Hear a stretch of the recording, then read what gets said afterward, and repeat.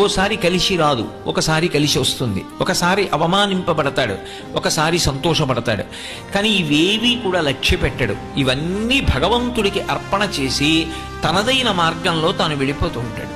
అందుకే ఆయన ఎక్కడున్నాడో అక్కడ శాంతి, ఆయన చుట్టూ ఎవరున్నారో వారికి శాంతి, వారు ఎక్కడ కూర్చున్నారో ఆ ప్రదేశము శాంతియుతంగా ఉంటుంది.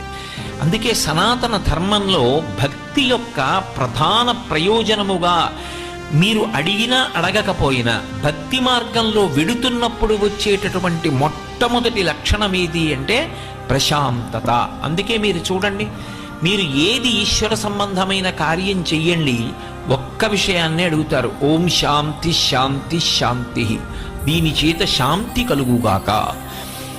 అందుకే త్యాగరాజస్వామి కూడా శాంతము లేక సౌఖ్యము లేదు సారసదళ నయన అంటారు. అసలు ఆ శాంతమ